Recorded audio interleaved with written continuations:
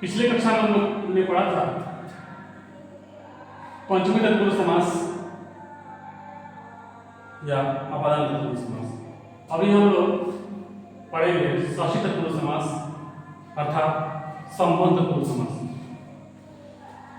संबंध तत्पुरुष समास की परिभाषा के विषय में बतलाया गया है कि जिस समासिक समस्त के या जिस समास के पूर्व पद में षष्ठी विभक्ति रहे अर्थात संबंध कारक का कोई चिन्ह रहे तो उस सामासिक समस्त पद को हम लोग षष्ठी तत्पुरुष समास के अंतर्गत रखेंगे। जैसे समस्त पद दिया हुआ है राजपुरुष।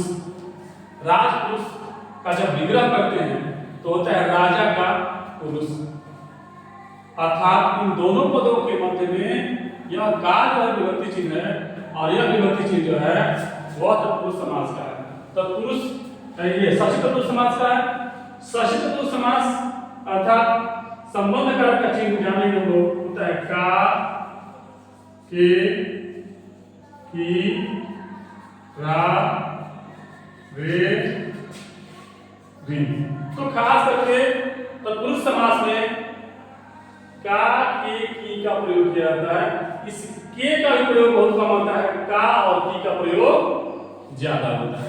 तब देखेंगे कि दोनों पदों के मध्य में का और की में से कोई भी विभक्ति चिन्ह आए उसको हम मान लेंगे कि यह षष्ठी तत्पुरुष समास का उदाहरण है। जैसे गंगा जल, गंगा का जल, इन दोनों पदों के बीच में देख रहे हैं गंगा और जल है। इन दोनों पदों के मध्य में देख रहे हैं बीच में देख रहे हैं कि क्या विभक्ति चिन्ह है अर्थात यह षष्ठी तत्पुरुष समास का उदाहरण है।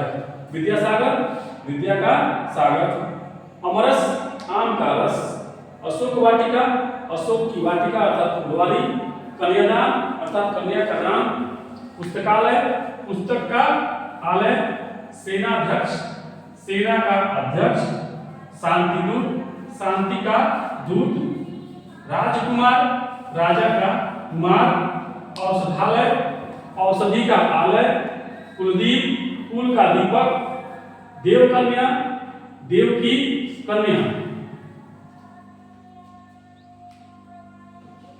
मैं बता दूं कि मेरे एक शुभचिंतक हैं, सभी शुभचिंतकों में से एक हैं अम्बरीश जी।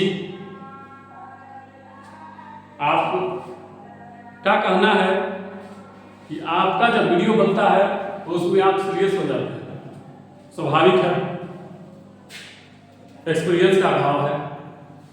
और मेरे यहाँ सीसीटीवी लगा नहीं है कि 24 घंटा वो काम कर रहा है।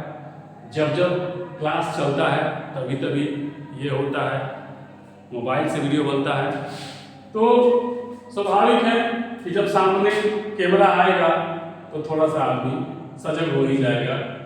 कोई बात नहीं है, धीरे धीरे सुधार करने का प्रयास किया जाएगा और हर संभव प्रयास करेंगे। सुझाव देने के लिए आपको बहुत बहुत धन्यवाद।